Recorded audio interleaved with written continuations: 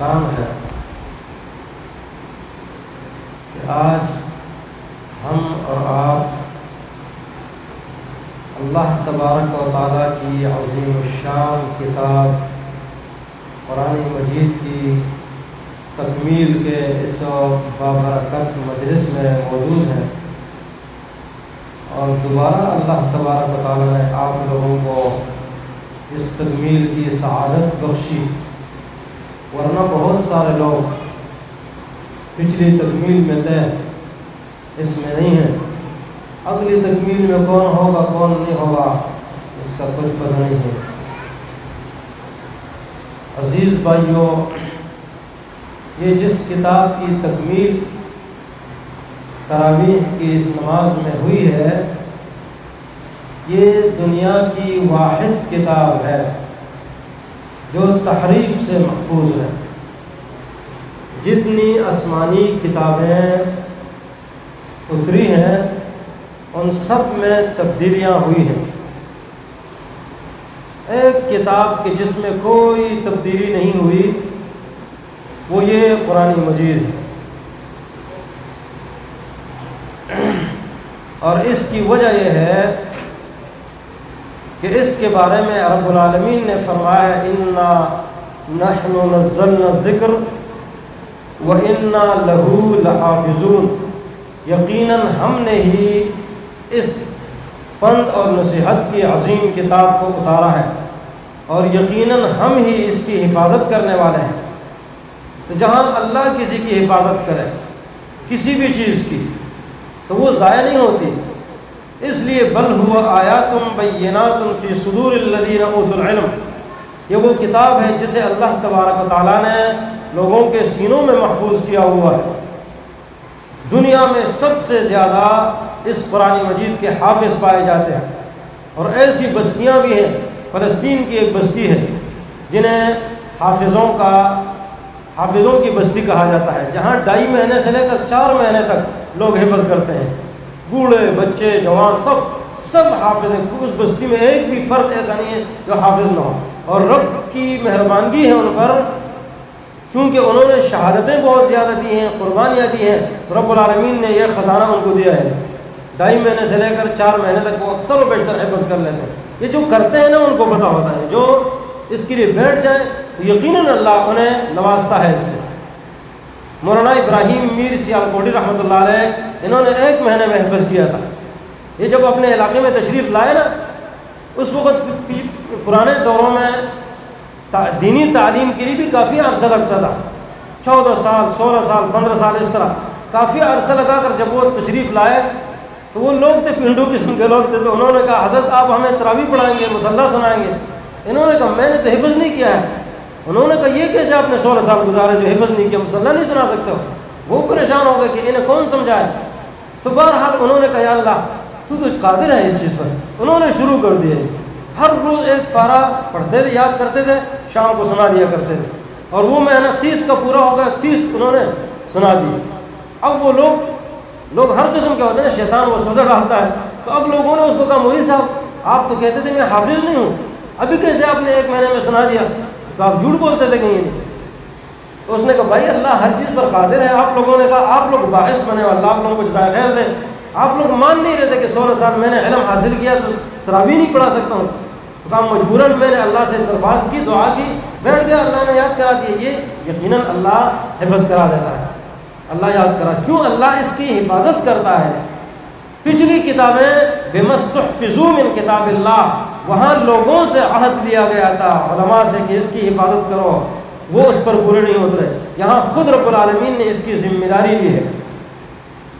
ایک عباسی خلیفہ گزرا ہے، وہ ایک علم دوست آدمی تھا، وہ ہر سال ایک کانفرنس منعقد کیا کرتا تھا، اور اس کا یہ کام تھا کہ اس میں ہر مذہب کے لوگوں کو بلایا کرتا تھا، انگریز ہیں، یہودی ہیں، دیگر لوگ ہیں مختلف قسم کے۔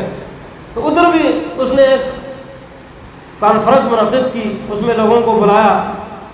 اس میں ایک غیر مسلم آدمی نے ایک زبردست قسم کا لیکچر دیا تحقیقی، یہ متاثر ہوئے بادشاہوں سے۔ تو اس نے اس کو کہا حضرت آپ مسلمان ہو جائیں۔ اس نے کہا یار مسلمانوں کو سلام، اسلام کو سلام، یعنی اسلام کا مخالف تھا شدید، لیکن کانفرنس میں مدعو کیا جاتا تھا بہت سارے لوگوں کو، وہ بھی آ گیا. اس نے بڑی کوشش کی بادشاہ نے، لیکن یہ مانا نہیں. اگلے سال جب کانفرنس پھر دوبارہ منعقد ہوئی تو یہ شخص، یہ اسلام کا حمایتی بھی بن چکا تھا، مسلمان تھا، اسلام کی حمایت میں بول رہا تھا، دلائل دے رہا تھا. اس نے اس سے پوچھا بھائی کیا مسئلہ ہے؟ پچھلے سال میں نے آپ کو بڑی آفر کی، بڑی کوشش کی، آپ نہیں مانے، اور یہ کیسے آپ کی ہدایت کا ذریعہ کیا بنا؟ تو اس نے کہا بات یہ ہے کہ میں قرآن مجید پڑھتا رہتا تھا، اس کا مطالعہ کرتا تھا. یہ آیت جب سامنے آئی نا کہ انا نحن نزلنا الذکر وانا له لحافظون، اس میں بڑی تاکیدات ہیں 7-8. تو کہا میں نے کہا کہ اللہ اس کی حفاظت کرتا ہے تو دیکھتا ہوں. کہتا میں نے تورات کے 3 نسخے لکھے، یہ انتہائی بہترین قسم کا خطاط تھا، پینٹر کا. تو اس نے کہا میں نے 3 تورات کے نسخے لکھے، 3 میں نے انجیل کے نسخے لکھے، 3 زبور کے لکھے جو آسمانی مشہور کتابیں تھیں، اور اس میں ہیر پیر کی، اور 3 قرآن مجید کے نسخے لکھے، اس میں بھی ہیر پیر کی. پھر میں یہودیوں کے پاس بیت المقدس گیا، ان کو میں نے وہ کتاب تورات کا دے، وہ یہ آپ کی کتاب کے 3 نسخے ہیں، بڑے زبردست قسم کے، بہترین ٹائٹل، خط سارا قصہ لکھائی وکائی. کہا اس کو خرید لو. انہوں نے منہ مانگے دام دیے، خرید لیے. کہا میں پھر عیسائیوں کے پاس گیا، ان کے معبد میں، وہاں بھی میں نے اسی طرح بات کی، انہوں نے بھی انجیل کو اسی طرح خریدا. پھر میں زبور لے کر گیا ان کے مدرسے میں، انہوں نے بھی یہی کیا. کسی نے کچھ دیکھا ویکا نہیں، اس میں کچھ تحریف میں، حالانکہ ہر نسخہ دوسرے سے علیحدہ تھا، اور کئی قسم کی میں نے تحریفات کی تھی، اس میں تبدیلیاں. کہتا میں جو قرآن مجید لے کر گیا مسلمانوں کے مدرسے میں، وہاں جب میں نے کہا دیکھو یہ قرآن مجید ہے، اس کو آپ خرید لو، بہترین قسم کا کاغذ ہے، یہ ہے وہ ہے. کہتے ہیں کہ وہ لے لیے، طالب علم بیٹھے ہوئے ہیں، طالب علم لے گئے، طالب علم نے لیا. طالب علم قرآن مجید کو جب اس نے دیکھا تو تھوڑی دیر اس نے آواز دی وہاں سے، او حضرت صاحب یہ آپ نے اس میں کیا بھرا ہوا ہے، اپنی طرف سے یہ کیا لکھا ہے، یہ تو قرآن میں نہیں ہے. ادھر سے کہتے دوسرے نے آواز دی، وہاں سے تیسرے نے آواز دی. کہتے میں سمجھ گیا کہ اللہ اس کی حفاظت کرتا ہے. کہتے اس لیے میں مسلمان ہو گیا. یہ اللہ کی کتاب ہے اور یقیناً اللہ اس کی حفاظت کرتا ہے، یقیناً. یہ ایک ایسی عظیم کتاب ہے، عظیم کتاب کہ تحریف سے بالکل پاک، ایک ایسی عظیم کتاب جو سچائی اور حقائق پر مبنی ہے، جسے کائنات کا کوئی شخص مات نہیں دے سکتا، شکست نہیں دے سکتا، اس کی کسی بات کو غلط ثابت نہیں کر سکتا. بلکہ ان کی جتنی باتیں ہیں، وہ جتنی تحقیقات کرتے ہیں، جب لوٹتے ہیں نا، قرآن مجید نے 1400 سال پہلے اس کی خبر دی ہوتی ہے. ان کی ایک تحقیق آئی کہ ہر چیز دنیا کے اندر جتنی چیزیں ہیں وہ نر اور مادہ میں تقسیم ہے. ہر چیز میں نر اور مادہ ہے. درختوں میں بھی نر مادہ، حیوانات میں بھی، باقی چیزوں میں جتنی چیزیں ہیں، یہ ان کی ایک تحقیق سے سامنے آئی. حالانکہ قرآن مجید کو جب دیکھا گیا، قرآن مجید نے 1400 سال پہلے یہ اعلان کیا تھا وَمِن كُلِّ شَيْءٍ خَلَقْنَا زَوْجَيْنِ لَعَلَّكُمْ تَذَكَّرُونَ. ہر چیز کو ہم نے جوڑا جوڑا پیدا کیا ہے، ہر چیز. یہ بہت پہلا اعلان ہے. ان لوگوں نے ایک تحقیق کی، یہ مادہ اس کا جو یعنی مادے کے پیٹ میں جو پردے ہوتے ہیں بچے کے اوپر، وہ 3 پردے ہوتے ہیں، 3. یہ ایک تحقیق آئی. قرآن مجید کو جب دیکھا گیا تو قرآن مجید نے 1400 سال پہلے جب یہ الٹرا ساؤنڈ، یہ چیزیں کچھ بھی نہیں تھی. یخلقکم فی بطون امہاتکم خلقا من بعد خلق فی ظلمات 3. اللہ وہ ذات ہے جو تمہاری پیدائش کرتا ہے مختلف مرحلوں میں، فی ظلمات 3 اندھیروں میں. قرآن نے ان کو اندھیرے کہا اس لیے کہ ایک پردے کے بعد اندھیرا آتا ہے، 2 3. جب 3 اندھیرے آئے تمہارا پردہ، قرآن نے صرف ان کو اندھیروں سے تعبیر کیا، اندھیروں سے. اللہ جانتا ہے. یہ پہلے قرآن نے جب چیزیں نہیں تھی اس طرح، یہ آلات نہیں تھے علم کے، لیکن یہ قرآن کیسے پیش کرتا ہے کہ 3 اندھیروں میں بچہ جو ہے پلتا ہے. یہ اللہ کی کتاب ہے. کوئی کائنات کا کوئی سائنسدان یہ اس کی کسی بات کو غلط ثابت نہیں کر سکتا. اور اگر کوئی بات کسی سائنسدان کی حقیقت پر مبنی ہو، اگر قرآن مجید کو دیکھا جائے تو قرآن مجید سب سے پہلے 1400 سال پہلے اس کا اعلان کر چکا ہوتا ہے.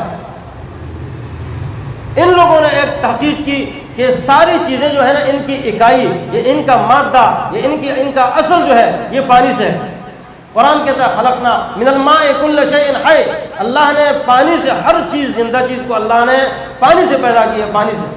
ان کا ایک ان کی ایک تحقیق ہے، تو وہ تحقیق یہ ہے کہ بارش جو برستی ہے، یہ ایک نئی تحقیق ہے، جو بارش برستی ہے تو ہر سال جتنی برستی ہے اگلے سال بھی اتنی ہی برستی ہے، اس سے اگلے سال بھی اتنی ہی برستی ہے، البتہ اس کے لیے جگہ تبدیل ہوتی ہیں، جگہ مختلف تبدیل ہوتے ہیں۔ ایک سائنسی تحقیق ہے نہیں، قرآن مجید نے یہ تحقیق بہت پہلے پیش کی تھی۔ وَأَنزَلْنَا مِنَ السَّمَاءِ مَاءً بِقَدَرٍ، اللہ ایک خاص اندازے سے پانی اتارتا ہے اور اس اندازے میں کوئی فرق نہیں آتا، یہ اللہ تبارک و تعالیٰ کا نظام ہے۔ انہوں نے ایک سائیکل کا ایک سسٹم جو ہے پانی کے بارے میں کہا، قرآن مجید نے اس کی بھی گواہی دی۔ قرآن مجید ابھی ایک نئی تحقیق آئی، لندن کے ایک اخبار نے ایک بات شائع کی کہ سمندر کی تہ میں، سمندر کے نیچے 1600 پہاڑوں کا ایک 1600 سلسلے ہیں پہاڑوں کے، اور زمین کے اوپر 1500 پہاڑوں کا سلسلہ ہے۔ 1500 پہاڑ خشکی میں، 1600 پہاڑ یہ پانی کے نیچے تری میں، 3100 پہاڑی سلسلے پوری کائنات کے اندر، 3100 پہاڑی، 3100 پہاڑی سلسلے ہیں۔ انہوں نے ایک تحقیق کی، یہ تحقیق یہ ہے کہ ان کے اندر ایک مادہ ہے، ایک گیس ہے خاص قسم کی، اور وہ پہلے پیدا نہیں ہوئی تھی، وہ ابھی پیدا ہوئی ہے، اور اس کے پیدا ہونے کے بعد وہ ایک ہی سلسلے میں بڑھ رہی ہے آگے، جس سے یہ معلوم ہوتا ہے کہ ایک وقت آئے گا کہ یہ سارے پہاڑی سلسلے یہ ایک دم جو ہے نا یہ دھماکے سے اڑیں گے، اس کے بعد زمین پر ایک بھونچال آئے گا اور یہ اپنا توازن کھو بیٹھے گی اور یہ سارا نظام درہم برہم ہو جائے گا۔ یہ ابھی انہوں نے ایک تحقیق پیش کی ہے، لیکن قرآن بہت پہلے ذکر کرتا ہے کہ ایک وقت آئے گا ایک دم یہ سارا کا سارا نظام درہم برہم ہو جائے گا۔ وَيَسْأَلُونَكَ عَنِ الْجِبَالِ فَقُلْ يَنسِفُهَا رَبِّي نَسْفًا فَيَذَرُهَا قَاعًا صَفْصَفًا لَا تَرَىٰ فِيهَا عِوَجًا وَلَا أَمْتًا يَوْمَئِذٍ يَتَّبِعُونَ الدَّاعِيَ۔ قرآن کہتا ہے ایک وقت آئے گا یہ پہاڑ یہ ریزہ ریزہ ہو جائیں گے، یہ روئی کے گالوں کی طرح اڑیں گے، كالعهن المنفوش، اور تم سارے اللہ کے سامنے بیٹھ جاؤ گے، حاضر ہو جاؤ گے، پھر تم سے پوچھ ہوگی۔ ابھی ناسا، امریکی ادارے ناسا کو ایک رپورٹ جو ہے موصول ہوئی ہے کہ سورج کی شعاعیں جو ہیں، سورج کی شعاعیں، یہ پہلے یہ رپورٹ نہیں تھی ان کے پاس کہ سورج کی شعاعوں کے اندر ایک خاص قسم کی کیفیت ان کو معلوم ہوئی ہے کہ جس سے یہ معلوم ہو رہا ہے کہ یہ 5 ارب سال سے یہ جو سورج کام کر رہا ہے یہ عنقریب ختم ہو جائے گا، یہ خاتمے کی طرف جا رہا ہے۔ پہلے ان کو پتہ نہیں تھا، قرآن نے ذکر کیا بہت پہلے، اذا الشمس كورت واذا النجوم انكدرت واذا الجبال سيرت۔ یہ قرآن سارے کے سائنس کی اگر کوئی بھی بات اگر سائنس کی ہو، حقیقت پر مبنی ہو، قرآن بہت پہلے اس کو ذکر کرتا ہے، 1400 سال پہلے۔ اس کا معنی یہ ہے کہ یہ اللہ کی کتاب ہے، یقیناً یہ اللہ کی کتاب ہے، یہ تبدیلیاں لانے والی کتاب ہے، یہ انقلاب کی کتاب ہے۔ وہ معاشرہ جو انتہائی قسم کا گندا معاشرہ تھا، جو سب بہت زیادہ جو قتل پر فخر کیا کرتے تھے، ایک معمولی بات پر 120 سال تک ان کی جنگیں چلتی رہتی تھیں، وہ لوگ جو زنا بطور فخر کیا کرتے تھے، جو شراب بطور فخر کیا کرتے تھے، جہاں اپنی بچیوں کو زندہ درگور کیا جاتا تھا، وہ معاشرہ انتہائی قسم کا ظلم سے بھرا ہوا معاشرہ یہ تبدیل ہوا، اور ایک دم تبدیل ہوا، اتنا تبدیل ہوا اللہ اکبر کہ وہ لوگ انتہائی قسم کے امین بن گئے، انتہائی قسم کے سچے بن گئے۔ یہ کیوں؟ اس لیے کہ یہ قرآن کا کمال ہے، یہ قرآن یہ ہدایت کی کتاب ہے، یہ رحمت ہے۔ یا ایھا الناس قد جاءتکم موعظۃ من ربکم وشفاء لما فی الصدور۔ یہ سینوں کا علاج کرتا ہے، سینوں کے اندر بغض ہے، کینہ ہے، حسد ہے۔ شیخ الاسلام ابن القیم رحمہ اللہ فرماتے ہیں کہ یہ جو قرآن نے شفا ذکر کیا ہے تو ایک ظاہری شفا ہے، ظاہری شفا بھی اس میں ہے۔ وہ ابو سعید خدری رضی اللہ عنہ کہیں کسی گزر رہے تھے نا وہابیوں کے کسی علاقے میں، وہابی اصل میں کنجوس زیادہ ہوتے ہیں، باقی لوگ سارے نہیں ہوتے ہیں اس طرح، لیکن بہرحال تو وہ ان کے علاقے پر گزر رہے تھے، کھانا وانا مانگا، صحابہ کرام نے نہیں دیا، انہوں نے جب نہیں دیا تو اتفاقاً اللہ لوگ ایسے لوگوں سے نکالتا ہے پھر کسی طریقے سے، تو ان کا جو بڑا تھا نا اس کو کسی زہریلی چیز نے ڈس دیا، یا بچو ہے یا سام ہے، کچھ بھی ہے، لذیذ اور سریم آتا ہے۔ تو اب انہوں نے تلاش کیا، کوئی آدمی نہیں ملا، یہ آگے نکل چکے تھے، ان کے پاس کہا ان کے پاس کسی کو بھیجو، کسی بچی کو بھیجا، وہاں پوچھا بھائی تم میں سے کوئی دم جاڑ والا ہے؟ ابو سعید خدری رضی اللہ عنہ فرماتے ہیں کہ میں نے کہا ہاں میں دم کر سکتا ہوں، لیکن دیکھو یہاں تم کچھ دو گے ضرور، ایسے نہیں مفت میں نہیں۔ تو انہوں نے ان کے ساتھ 30 بکریاں طے کی، 30 بکریاں ان سے لی، دم کیا، ٹھیک ہو گیا، کأنما نشط من عقال۔ خارجہ بن الصلت رضی اللہ عنہ کہتے ہیں کہ میرا چچا مسلمان ہو گیا اور جانے لگا، ایک راستے پر گزرا، وہاں ایک آدمی ہے کہ اس کو لوگوں نے زنجیروں میں جکڑا ہوا ہے. امام ابو داؤد نے کتاب الطب میں حدیث ذکر کی ہے، انہوں نے اس کو جکڑا ہوا ہے، بہت سخت پریشان ہے لوگ. کہتے ہیں میں نے اس پر فاتحہ کے ساتھ دم کیا، وہ بالکل صحیح ہو گیا، بالکل صحیح ہو گیا. یہ ظاہری علاج بھی ہے، لیکن شیخ الاسلام ابن القیم رحمہ اللہ فرماتے ہیں کہ قرآن مجید جو شفا ذکر کرتا ہے یہ ظاہری علاج کے بارے میں نہیں. ظاہری بیماری یہ معمولی چیز ہے، ظاہری معاملہ یہ آسان ہوتا ہے، لیکن یہ ہارٹ کا علاج کرتا ہے، یہ دل کا علاج کرتا ہے. شفاء لما فی الصدور، یہ دلوں کو تبدیل کرتا ہے. دلوں کو وہ لوگ کیوں تبدیل ہوئے ہیں، ان پر اثر کیوں ہوا ہے. آپ اندازہ لگائیں نا کہ یہ قرآن مجید تھا جب تبدیل ہوا. شیخ الاسلام فرماتے ہیں کہ یہاں اصل مسئلہ ہے کہ ایک تو فاعل ہے وہ اللہ جو دلوں کو تبدیل کرتا ہے، اور ایک ہوتا ہے قابل، وہ دل کے جو اس کو قبول کرے. ان فی ذلک لذکری لمن کان لہ قلب، جس کا دل ہو تو تب اس پر اثر کرے. اب دل تو ہر ایک کا ہے، لیکن دل میں فرق ہوتا ہے. وہ دل نہیں جو کبھی دکا نہیں، بے درد دل بے رحم الہ نہیں. دل میں فرق ہوتا ہے. دل ہر ایک کا دل یکساں نہیں ہوتا. تو وہ دل ایسا کہ ان کے دل پہلے ایک قسم کے تھے، قرآن نے اس کا علاج کیا، دوسری طرف بن گئے. اس کے لیے تیسری چیز شیخ کہتے ہیں کہ آلہ کی ضرورت ہے تبدیلی کے لیے. تو آلہ یہ قرآن مجید ہے، یہ دلوں کو تبدیل کرتا ہے. وہ لوگ تبدیل ہوئے اور اتنا تبدیل ہوئے، اللہ اکبر. قرآن مجید کے ساتھ اتنی محبت ان کی پیدا ہوئی، ان کے دل میں ایک لذت بیٹھ گئی. اس لیے کہ یہ اس کی وجہ ہے کہ انہوں نے علم برائے عمل سیکھا. علم برائے علم سیکھنا اور علم برائے عمل سیکھنا، اس میں فرق ہے. وہ کہتے ہیں ہم 10 آیتیں سیکھتے تھے نا، تو جب تک عمل نہیں کرتے تھے آگے نہیں جاتے تھے. معنی یہ ہے کہ علم انہوں نے سیکھا عمل کے لیے، تو رب العالمین نے انہیں نوازا عمل سے. وہ سفیان رحمہ اللہ اور دیگر کہتے ہیں کہ ہم لوگ پہلے علم کم سیکھتے تھے اور ادب اور تربیت زیادہ سیکھا کرتے تھے. عبد الرحمن ابن القاسم رحمہ اللہ فرماتے ہیں کہ میں امام مالک کے پاس رہا، 2 سال میں نے علم سیکھا، اور میں نے 16 سال، بعض روایت میں 17 آتا ہے کہ میں نے ادب سیکھا، ان سے تربیت سیکھی نہیں. ابھی وہ تربیت چونکہ یہاں مربی ہے محمد رسول اللہ صلی اللہ علیہ وسلم، اور یہ لوگ ہیں جن کے دل صاف ہیں.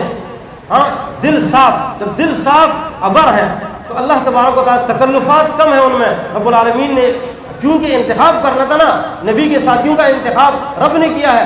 اختارہم اللہ لصحبت نبیہ ولاقامت دینہ فاعرفوا لہم فضلہم. تو ایسے ساتھی دیے پہلے ایک طرح. قرآن نے ان پر اثر کیا، اور یہ اثر اس لیے کہ دیکھو یہ اللہ کی کتاب اثر کرتی ہے. اس کو تو اگر اللہ کے رسول نے فرمایا جو یہ چاہے کہ اللہ تبارک و تعالیٰ اور رسول کی محبت حاصل کرے، محبت یہ سب سے بڑا سرمایہ ہے. اللہ رسول کی محبت سب سے بڑا، ساری محبتیں یہ رہ جائیں گی، اللہ اور رسول کی محبت یہ سب سے بڑا سرمایہ. اگر یہ حاصل کرنا چاہے فلیقرأ فی المصحف، قرآن مجید کو دیکھ کر پڑھے، دیکھ کر پڑھے، اس کو یہ محبت حاصل ہوگی. اور پھر جو بار بار پڑھتا رہتا ہے، بار بار، یہاں تک کہ اس کو سینے میں جگہ دیتا ہے، سینے میں. تو اللہ اکبر، اللہ ضرور جو ہے جہاں قرآن کی حفاظت کرتا ہے نا، تو اس سینے کی حفاظت نہیں کرے گا جس میں قرآن ہو، یقیناً. تو ان لوگوں نے پڑھا برائے عمل، رب العالمین نے ان کی زندگیاں تبدیل کی، اتنی تبدیل کی کہ قرآن پڑھتے پڑھتے ان کو جو لذت محسوس ہوتی تھی نا، ہمیں وہ چیز نہیں ہے، ہم اس کا تصور بھی نہیں کر سکتے ہیں. وہ 2 صحابہ کرام ہیں، پہرے پر بیٹھے ہوئے ہیں، ایک جو ہے پہرا دے رہا ہے، دوسرا سویا ہوا ہے. بعد میں اس نے اپنے ساتھی کو جگایا، اس کو کہا یار یہ تیر نکال دو. اس نے دیکھا یار خون بہہ گیا ہے بالکل، ہاں، اور ران اس کی اتنی زخمی سارا. اس کو کہا اللہ کے بندے پہلے مجھے جگا دیتا. وہ کہتا ہے کہ دیکھ میں سورت کی تلاوت کر رہا تھا، مجھے یعنی یہ میں چھوڑ نہیں سکتا تھا اس سورت کو، اتنا مزہ آ رہا تھا اس سورت میں. تیر لگا ہوا ہے، جسم کے اندر پیوس ہے، خون بہ رہا ہے، اور وہ تلاوت کر رہا ہے، نماز بھی نہیں توڑ رہا ہے، نماز بھی نہیں توڑ رہا ہے. وہ کہتے ہیں کہ اس صورت میں اتنی لذت مجھے محسوس ہو رہی تھی کہ میں اس صورت کو پڑھے بغیر، ختم کیے بغیر نماز نہیں توڑ سکتا تھا. یہاں ہمارے ہاں تو یہ نا، ہم صورت کیا نماز میں بھی اگر ہوتے نا، کوئی مکھی اڑتی ہے تو جیسے کہ ہیلی کاپٹر کہیں ہو گیا ہو تو جلدی سے ادھر ہو رہا ہے، ہاں سارا معاملہ وہ توجہ بالکل. یہ تبدیلیاں، قرآن تبدیلیاں لاتا ہے. لیکن اگر کوئی اس پر غور کرے اور یہ اپنے آپ میں تبدیلی لانا چاہے، تبدیلی آتی ہے. اگر تبدیلی لانا نہیں چاہتا، تبدیلی لانے کے لیے ایک آدمی ہے، مثال کے طور پر شیر اس پر حملہ کر رہا، یہ کہتا ہے کہ میں بچنا چاہتا ہوں، بچ نہیں رہا. تو بھائی جب بچنا چاہتا ہے، بچ نہیں رہا، تو تجھے کہاں چیر پاڑ دے گا. جس طرح تو کہہ رہا ہے کہ میں بچنا چاہتا ہوں، تقویٰ بچنے کا نام ہے، تو اب تو بچے گا، اس راستے کو چھوڑے گا، وہاں سے ہٹے گا، تب تجھے جو ہے اس قرآن مجید سے لذت ملے گی. یہ قرآن مجید تیرے لیے ہدایت کا ذریعہ بنے گا. لمن کان لہ قلب، تیرا دل اس کی طرف متوجہ ہوگا. امام بخاری رحمہ اللہ کسی جگہ دعوت پر تشریف لے گئے تو ابھی کانے میں کچھ دیر ہے، نماز پڑھ رہے ہیں. وہ کہا کرتے تھے، اکثر ان کا شعر ہے کہ بھائی تھوڑی سی فرصت جو ہے نا اس کو بھی غنیمت سمجھو اور کچھ نہ کچھ رکعتیں پڑھ لیا کرو. اس لیے عسیٰ ان یکون موتک بغتہ، ہو سکتا ہے کہ آپ کی موت اچانک آ جائے. کم من صحیح مات من غیر علت، کتنے لوگ ہیں جو تندرست ہوتے ہیں بغیر کسی بیماری کے دنیا سے چلے جاتے ہیں، اور کتنے لوگ ہیں جو بیمار ہوتے ہیں کافی عرصہ زندہ رہتے ہیں، تو کوئی بھروسہ نہیں ہے. نماز پڑھ رہے ہیں، نماز کے بعد ساتھی کو کہا جائے دامن وامن تھوڑا ہٹاؤ، کسی نے کہا کسی چیز نے کاٹا ہے، بڑ نہیں بڑ، اس کو زنبور کہا جاتا ہے، انتہائی سخت قسم کا ڈنک ہوتا ہے اس کا، اور 17 جگہ اس نے کاٹا ہے، نماز نہیں چھوڑ رہے ہیں. نماز یہ ان کو ایک لذت ملتی تھی، اس میں نماز میں لذت. اللہ کے رسول فرمایا کرتے تھے بلال کو ارحنا، اور نماز کے ساتھ ہمیں راحت پہنچا، راحت. انہیں اس میں جو قرۃ عینی فی الصلاۃ، ہم تو کہتے ہیں کب نکلیں، جیسے ہم بہت زیادہ مجبور ہیں، مضطر ہیں، کسی نے زبردستی رات کو نماز میں کھڑا کر دیا ہو نا، تو یہ اس کو اپنے سینوں میں بساؤ. سینوں میں قرآن کو سینوں میں جگہ دو، یہ تبدیلیاں لائے گا. تبدیلیاں. رچرڈ، یہ امریکی ریاست انڈیانا، اس کے ایک شہر مینسی کا باسی ہے، مسلمانوں کا ایک بہت بڑا دشمن، شدید ترین دشمن، سخت. یہ وہ شخص ہے جس کو بوسنیا کے قاتلوں کو زندہ پکڑنے کے لیے جب ایک دستہ ترتیب دیا گیا تھا، اس میں اس کو بھی بھیجا گیا تھا. مسلمانوں کے خلاف بڑی بڑی کارروائیوں میں اس نے حصہ لیا. مسلمانوں کو دیکھتی ہے نا، یہ ان پر پل پڑتا تھا. یہ ایک پروگرام بناتا ہے مسجد کے اندر کہ آج میں مسجد میں بم بلاسٹ کروں گا، اور یہ جو لوگ ہیں نا مسلمان، ان کے گوشت کے ٹکڑے اڑتا ہوا دیکھوں، یہ مجھے سکون آئے. گاڑی میں بیٹھا ہوا ہے، منصوبہ بنا رہا ہے. اللہ اکبر. دیکھو یہ اللہ تبارک و تعالیٰ جسے ہدایت دیتا ہے، یہ قرآن مجید کے ذریعے اللہ ہدایت بھی دیتا ہے، اور یضل بہ کثیرا، لوگوں کو گمراہ بھی کرتا ہے. وہ زمانے میں معزز تھے مسلمان ہو کر، اور ہم خوار ہوئے تارک قرآن ہو کر. ہم نے قرآن مجید کو صرف جہیز کے لیے رکھا ہوا ہے. قرآن مجید کو کہیں اس میں بند کر کے نا رکھ دیتے ہیں، کہیں رمضان میں اٹھاتے ہیں، کچھ لوگ تو رمضان میں نہیں اٹھاتے ہیں. اللہ معاف فرمائے. اب یہ شخص اس انتظار میں ہے، سوچتے سوچتے یہ کہتا ہے کہ یار دیکھتا ہوں یہ اسلام ہے کیا، یہ مسلمان کون ہے آخر. جی جاتا ہے مسجد میں جاتا ہے تو وہاں ایک شخص اس سے ملتا ہے. وہ شخص دیکھتا ہے کہ یار یہ تو انگریز ہیں اور مسجد میں آ کے غلطی سے نہ آ گیا ہو نا. تو اس نے اس کو کہا حضرت میں آپ کی کوئی خدمت کر سکتا ہوں. انہیں دیکھو مسجد میں ہر قسم کے لوگ آتے ہیں، ہمارا المیہ یہ ہے ہم مسجد سے لوگوں کو بھگاتے ہیں. اللہ کے رسول نے وہ اس کو کہا تھا نا صحابی کو، معاذ رضی اللہ عنہ کو، افتان انت یا معاذ، تو پٹھان ہے لوگوں کو بھگا رہے ہیں. فتان پٹھان، یہ ویسے اس لیے کہہ رہا ہوں کہ ان میں فتنہ زیادہ ہوتا ہے، وہ اچھے بھی بہت ہیں لیکن سمجھ کم ہوتی ہے. سمجھ وہ وہاں کا ہندوستان کا کوئی وزیر خارجہ تھا اور پاکستان کا، یہ ایک طرح کے ہوتے ہیں اکثر و بیشتر. تو کہتے ہیں کہ اس وزیر خارجہ نے ایک بار یہاں کے وزیر خارجہ کو کہا کہ بھائی ہمارے پاس تو ایسے لوگ ہیں نا جن کا 12 گھنٹے دماغ خراب رہتا ہے. سکھوں کے بارے میں کہا. اس نے کہا ہمارے پاس ایسے لوگ ہیں جن کا 24 گھنٹے دماغ خراب رہتا ہے. تو یہ دماغ خراب ہوتے رہتے بہت سارے قسم کے لوگ ہیں. کس حوالے سے بات کر رہا تھا؟ مسجد میں آدمی آیا، اس نے پوچھا، بھگاؤ نہیں لوگوں کو ہے. مسجد میں کوئی آیا نا تو دیکھو نہیں یار یہ کس طرح نماز، اس کو نماز پڑھنے دو پہلے. میں ایک جگہ گیا، وہاں اتفاقاً ایسا ہوا کہ میرا کوئی شاگرد تھا، تو اس نے مجھے کہا آپ نماز پڑھا ہے، اور میں اپنے ساتھ کچھ لوگوں کو لے کر گیا تھا اتفاقاً.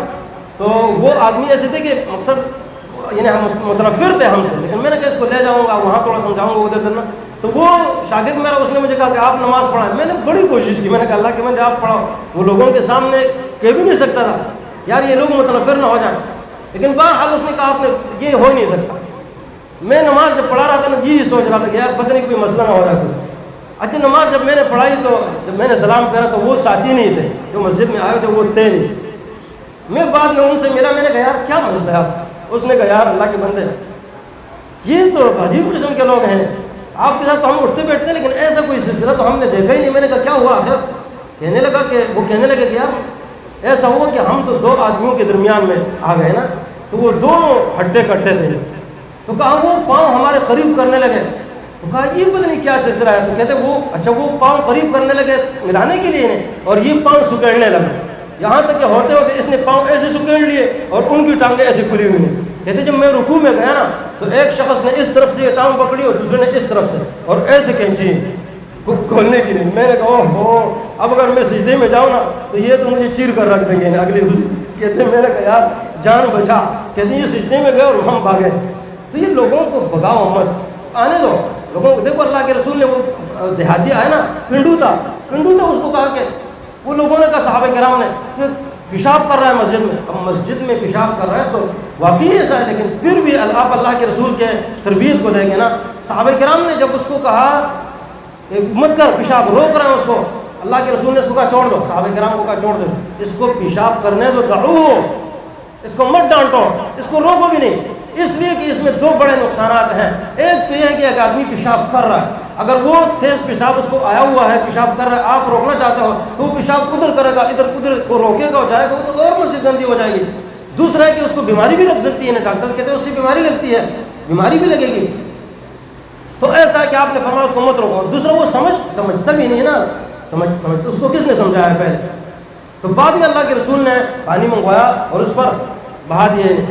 تو لوگ دیکھو اللہ کے رسول کا, پھر آپ نے اس کو سمجھایا, دیکھ اللہ کے بندے مساجد اس کے لیے نہیں ہے, یہ ہے وہ ہے. اب جو وہ نماز کے لیے کھڑا ہو گیا نا تو اس نے کہا اللہم ارحمنی و محمدا ولا ترحم معنا احدا, یا اللہ مجھ پر اور محمد پر رحم کر, کسی اور پر نہیں. باقی نے تو ڈانٹا تھا نا, کہا کسی اور پر. اللہ کے رسول نے فرمایا لقد تحجرت واسعا, تو نے تو ایک فراخ چیز کے آگے باڑ لگا دی دیوار. یہ اللہ کی رحمت تو اسی نے فراخ ہے. تو بہرحال دیکھو لوگوں کو بگاؤ مت. اب اس نے اس کو کہا کہ بھائی میں آپ کی کچھ خدمت کر سکتا ہوں. اس نے کہا خدمت تو کوئی ضرورت نہیں ہے, بہت کچھ ہے میرے پاس, لیکن آپ ایک کام کرو, مجھے اسلام کا بتاؤ کہ اسلام ہے کیا. اس نے کہا بھائی اسلام تو ایک عظیم دین ہے, عظیم دین نا, لیکن میں آپ کو یہ کتاب دیتا ہوں اسلام کی. اس نے اس کو قرآن مجید دیا, انگریزی میں اس کا ترجمہ لکھا ہوا ہے. کہتے ہیں یہ آپ پڑھا کرو, اگر آپ کو کوئی اشکال ہو تو پوچھ لیا کرو مجھ سے. یہاں اور بھی افراد ہیں, کچھ مجھے آئے گا آپ کو بتا دوں گا, نہیں تو اپنے عالم سے پوچھ لوں گا. وہ اللہ کا بندہ رچرڈ وہ گیا, اس نے قرآن مجید کا مطالعہ شروع کیا. وہ پڑھ رہا ہے, ایک آیات دوسری آیات, آتا ہے پوچھتا ہے جاتا ہے. ہوتے ہوتے اس کے بعد وہ آج امریکہ کے اندر بہت بڑا مبلغ ہے, دین کا کام کر رہا ہے. وہ شخص جو مسلمانوں کے ٹکڑے اڑانا چاہتا تھا, جو مسجدوں کے اندر بم بلاسٹ کر کے اس کو تسکین ملتی تھی نہیں, لوگوں کو مارنا مسلمانوں کو, یہ کیوں بدلا؟ کہتا ہے میں نے قرآن مجید کی ہر آیت اپنی جگہ لاجواب ہے, عظیم الشان ہے, لیکن کہتے ہیں جب میں اس آیت پر پہنچا نا, من احیاہا فکأنما احیا الناس جمیعا, وہ جس نے ایک شخص کی جان بچائی گویا کہ اس نے سارے لوگوں کی جان بچائی, اور جس نے ایک شخص کو مارا قتل کیا گویا کہ اس نے ساری انسانیت کا قتل کیا.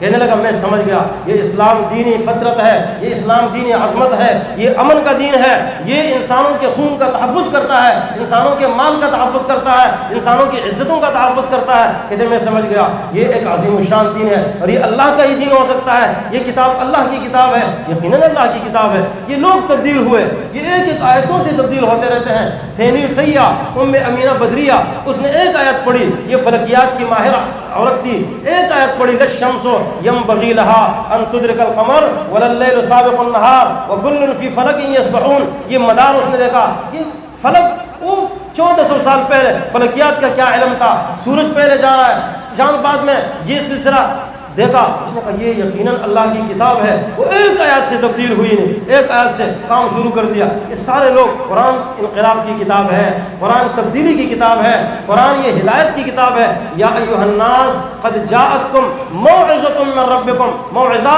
یہ تنوین تعظیم کا بڑی نصیحت ہے. یہ قرآن بڑی نصیحت ہے. موعظۃ من ربکم وشفاء لما فی الصدور وہدی ورحمۃ للمؤمنین قل بفضل اللہ وبرحمتہ فبذلک فلیفرحوا هو خیر مما یجمعون.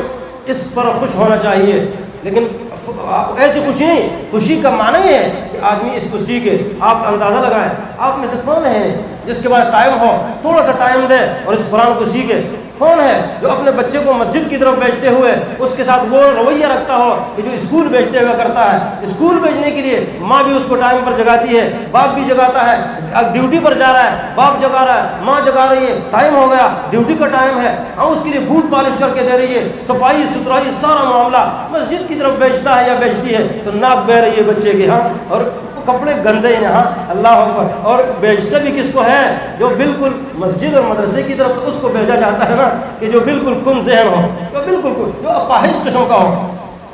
حافظ عبد المنان وزیر آبادی رحمہ اللہ جو بر صغیر کے علماء کے سب کے تقریباً بلا واسطہ یا بالواسطہ الا ماشاء اللہ کچھ ہوں گے دو رہتے ہوں گے، یہ ان کے استاد ہیں. یہ نابینا پیدا ہوئے، نابینے تھے. باپ نے سوچا اور ماں نے، دونوں نے مشورہ کیا یہ تو ساری زندگی ہم پر بوجھ رہے گا نا، کیا کیا جائے؟ کہا مسجد بھیج دو، وہاں مفت میں کھانا ملتا ہے نا، کھائے گا پیے گا وہیں رہے گا. بس مسجد بھیجا. مسجد بھیجنے کے بعد یہ اللہ کا بندہ، اب دیکھو مسجد احب البلاد الی اللہ مساجدہا، مساجد سے باغ نہیں، مساجد، یہ مساجد اللہ کا گھر ہے. اللہ اکبر. اب یہ مسجد آیا، یہ سیکھ رہا ہے، قرآن اس نے یاد کیا، حفظ کیا. اس کے بعد اس نے پڑھتا بخاری شریف تک پہنچا، بخاری شریف حفظ کیا، ایک بہت بڑا عالم محدث بنا. اب لوگ آ رہے ہیں دور دور سے، بھائی یہ کون ہے، کس کا بیٹا ہے؟ اس کے والد سے ملنا چاہتے ہیں. ہوتے ہوتے والد نے جو عزت دیکھی اس کی وجہ سے نا، وہ باقی جو تھے، باقی کوئی زمیندار ہے یا کسی نے اسکول کالج پڑھا ہوا ہے، اس نے کیا کرنا ہے؟ تو اپنی بیوی کو لے کر جو ہے نا مزے سے بیٹھ جاتے ہیں. باپ کو یا ماں کو اولڈ ہاؤس میں داخل کرا دیا، بس خرچے ورچے دیتے رہیں گے نا. ان کو چون کے وہ ایسے ہے نا کہ وہ ان کو پتہ نہیں ہے انہیں تو کہ یہ قرآن کیا سکھاتا ہے، ماں باپ کا کیا مقام ہے. بیوی کا اپنی جگہ، بیٹی کا اپنی جگہ، ماں کا اپنی جگہ، باپ کا اپنی جگہ، باقی لوگوں کا اپنی جگہ. یہ احترام سکھاتا ہے، یہ مرتبہ سکھاتا ہے آپ کو. اس نے کیا کیا، جب دیکھا کہ یہ اتنا اس کی وجہ سے مجھے عزت ملی تو کہنے لگا کاش کہ میرے سارے بیٹے نابینا ہوتے ہیں اور میں انہیں مسجد میں داخل کرا دیتا، مدرسے میں. اس کو ٹائم دیا کرو، اس کو ٹائم دو. یہ قرآن مجید دنیا میں بھی عزت کا ذریعہ ہے اور یہ آخرت میں بھی عزت کا ذریعہ ہے. یقیناً دنیا میں عزت کا ذریعہ ہے لیکن اس کو ٹائم دینا چاہیے. ایک شخص ہے جو جس کا ایک بیٹا تھا اور ایک ہی بیٹا، اور وہ بھی کام کرنے والا بیچارہ ہے، کام پر جا رہا ہے، لیکن اس کے والد کی ایک چاہت تھی اور ایک خواہش تھی کہ میرا بیٹا قرآن مجید کا عالم بن جائے. تو وہ دعا دیا کرتا تھا، یا اللہ میرے بیٹے کو قرآن کا عالم بنا. یہ دعا دیا کرتا تھا. اللہ تبارک و تعالیٰ والدین کی دعا قبول کرتا ہے انہیں، اور جب وہ دل سے نکلتی ہے، بات جو دل سے نکلتی ہے اثر رکھتی ہے، پر نہیں طاقت پرواز مگر رکھتی ہے. وہ تو جاتی ہے نا اللہ کے ہاں. اللہ اکبر. تو ایسا ہوا کہ اس کو ایک شخص ملا، اس نے اس کو کہا بیٹا آپ قرآن مجید پڑھے ہوئے ہو؟ کہنے لگا نہیں، قرآن مجید کا ٹائم کس کو ہے؟ کہا صبح جاتا ہوں وہ شام تک کام کرتا ہوں آتا ہوں. اس نے کہا دیکھو مجھے تھوڑا ٹائم دے سکتے ہو؟ کہا کتنا؟ کہا کوئی 10-15 منٹ. کہا کس ٹائم؟ کہا آپ جب عصر کے ٹائم آ جاؤ، 5 بجے کو چھٹی ہو جاتی ہے تو اس کے بعد تھوڑا ٹائم دے دیا کرو. آپ اپنا ریسٹ ویسٹ کر کے پھر مسجد میں آ جایا کرو، میرے پاس فلاں جگہ میری مسجد ہے وہاں آ جایا کرو 10-15 منٹ بس. اس نے کہا ٹھیک ہے 10-15 منٹ کوئی مسئلہ نہیں. یہ اللہ کا بندہ 10-15 منٹ اس کو اخلاص کے ساتھ پڑھاتا ہے. 10-15 منٹ لیکن اخلاص کے ساتھ. یہ پڑھانے میں بھی مسئلہ ہے، پڑھانے میں مسئلہ ہے. پڑھانے میں ہم مسئلہ یہ نہیں کہ ہم پڑھانے میں صرف اپنے وہ کیا نام ہے، یا تو علمی وہ جتانا چاہتے ہیں کہ میں پڑھا عالم ہوں. یا وہ ایک شخص تھا نا طالب علم، کسی نے اس کو داخل کرایا قاری صاحب کے پاس، مشہور قاری صاحب کے پاس. تو وہ مشہور تھا ویسے بھی، تو مشہور ہی ہوتا ہے. تو اس نے اس کو پڑھایا 5-6 سال جو ہے وہ پڑھ نہیں سکا. اس کے والد کو بلایا کہ یار یہ آپ کا بیٹا جو ہے نا یہ پڑھ نہیں سکا، یہ غبی قسم کا ہے. اس نے کہا اللہ کے بندے آپ مجھے پہلے سال کہہ دیتے، دوسرے سال، اب وہ 4-5-6 سال ہو گئے، اتنا عرصہ کے بعد مجھے کہہ رہا ہے. آپ نے تو اس کی زندگی برباد کر دی. اپنے بیٹے کو لے کر جا رہا ہے، رو رہا ہے، راستے میں مولویوں کو اور قاریوں کو گالیاں دے رہا ہے. دوسرا قاری ملا تو اس نے اس کو کہا حضرت کیوں رو رہا ہے؟ کہنے لگا یہ معاملہ ہے. اس نے کہا 1 سال میرے پاس چھوڑ دو. اس نے کہا تیری ایسی تیسی، اس کو بھی کچھ سنائی کیا. اس کو کہا اس نے پہلے 4-5 سال ضائع کر دیے، تو اور ضائع کرنا چاہتا. اس نے کہا کوئی مسئلہ نہیں، ویسے بھی 4-5 سال لگ گئے، ہو سکتا ہے کہ یہ نکل جائے گا. ہوتے ہوتے اس نے اس کو منایا. اس کے آنسو دیکھ کرنا اس کے دل میں درد کی ٹھیس اٹھی تھی نے. اس وجہ سے کہا آپ 1 سال چھوڑ دو کوئی مسئلہ نہیں. اس نے چھوڑ دیا. 1 سال کے بعد باپ کو بلایا تو اس کو کہا اس سے سنو. وہ بہترین فر سنا رہا ہے. وہ ایک دم اس کو لے کر دوسرے قاری کے پاس لے کر گیا. اس نے کہا بھائی اس کے پاس مت لے جاؤ، میں نے اس لیے نہیں پڑھا ہے اس کو کہ آپ ابھی پنگے بناؤ. ہاں نہیں کہا میں اس سے پوچھوں گا کہ 5 سال تک نہیں پڑھا وہاں اور یہاں 1 سال میں کیسے پڑھ گیا. جب اس کے پاس لے کر گیا نا تو اس نے اس قاری کو بلایا، اس کو کہا یار اس پر تو میں نے ہر حربہ آزمایا ہے، ہر حربہ آزمایا ہے، اس کو میں نے مارا بھی ہے، پیٹا بھی ہے اور یہ اور وہ انعامات بھی دیے، لیکن یہ بالکل نہیں چل سکا، یہ آپ کے پاس کیسے چلا؟ اس نے کہا یار مجھے تو اس کے والد کی آنکھوں میں جو آنسو میں نے دیکھے تھے نا تو میں تو بالکل ہی کلیجہ پیس کر رہے گا، میں پریشان ہو گیا بہت زیادہ. کہا میں نے اللہ سے، میں رات کو اللہ سے دعا کیا کرتا تھا کہ یا اللہ اس کے والد کے آنسو کی علاج رکھ یا اللہ، اور تو اس کو کامیاب، تو اس کو یہ بنا دے یا اللہ، اس کو عالم بنا، اس کو حافظ بنا.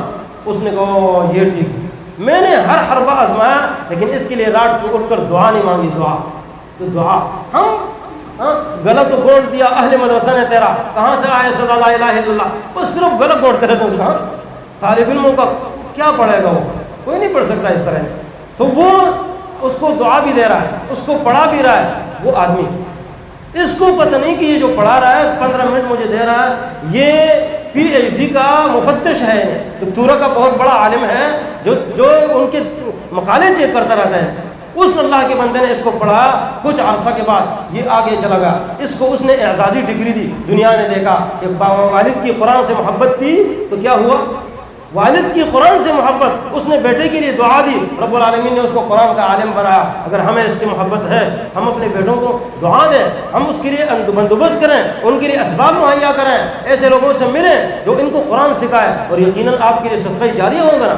ایک طالب علم ہے، وہ یورپ میں پڑھا، آکسفورڈ یونیورسٹی اور دیگر بڑی بڑی یونیورسٹیوں میں پڑھ کر آیا. پڑھ کر آنے کے بعد اتفاقاً ایسا ہوا اس کو کینسر کی بیماری لگی. کینسر کی بیماری لگی. اب لوگوں کے ہاں یہ خیال ہے کہ کینسر کی بیماری کا علاج نہیں ہوتا. جب اس کو بھی پتہ لگا، اس کے والدین کو، باقی لوگوں کو، تو اس نے جب اینڈ میں پہنچا نا تو اس نے اپنے والد کو کہا کہ ابا جان آپ کو میری ڈگریاں مجھے لا دو. وہ ڈگریاں لے آیا، وہ بڑی بڑی یونیورسٹیوں کی ڈگریاں لے کر آ گیا. تو اس نے پھر اس کو اپنے والد کو کہا کہ مجھے ماچس لا دو. والد نے پوچھا بیٹا آپ ماچس کا کیا کرو گے؟ والد پریشان ہو گئے کہ ماچس کیوں مانگ رہے ہیں، ڈگریاں اور ماچس کیا مناسبت ہے ان کی؟ اس نے کہا دیکھو ابا جان آپ کے علم میں ہے کہ آخری خواہش پوری کی جاتی ہے، میری آخری خواہش ہے، آپ بعد میں پہلے مجھ سے پوچھ لینا کہ میں نے کیا کرنا ہوگا. وہ ماچس لے کر آیا، اس نے وہ ساری ڈگریاں رکھی، اس کو آگ لگائی، اس کو جلا دی. اب وہ والد اس کا رونے لگا. اس نے کہا بیٹا ان ڈگریوں پر میں نے کروڑوں روپیہ لگایا ہے، آپ کی بڑی محنتیں ہیں، آپ لندن گئے، آپ امریکہ گئے، یورپ کے فلاں شہروں میں گئے، یہاں آپ نے تعلیم حاصل کی، آپ اس کو رکھ لیتے کم از کم. یہ ڈگریاں آپ کا کیا کر رہی ہیں، کیا بگاڑ رہی تھی کہ آپ نے اس کو آگ لگائی؟ اس نے ایک عجیب بات کہی. اس نے کہا ابا جان میں آپ سے ایک بات کہنا چاہتا ہوں، ابھی چونکہ میرا اینڈ ہے، میں سمجھ گیا ہوں، میں جا رہا ہوں یہاں سے، آپ لوگوں کو بھی پتہ ہے، لیکن میں جس طرف جا رہا ہوں، جس کے پاس جا رہا ہوں، اس کو جانتا نہیں ہوں کہ وہ کون ہے.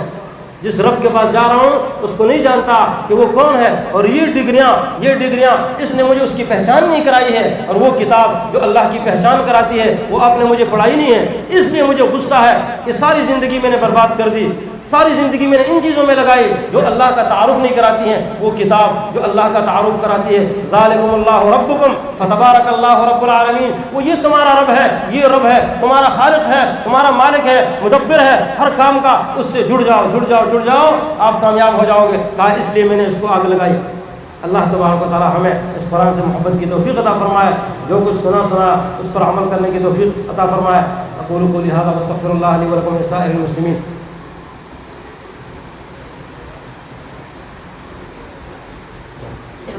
دعا کی درخواست بہت سارے مریض بھی ہیں، ان کے لیے بھی دعا کرنا، اور منتظمین کے لیے بھی، اور دیگر آپ کے لیے جنہوں نے بنیادیں رکھی ہے، اور کلا منتظمین ہے دوسرے سب کے ساتھ.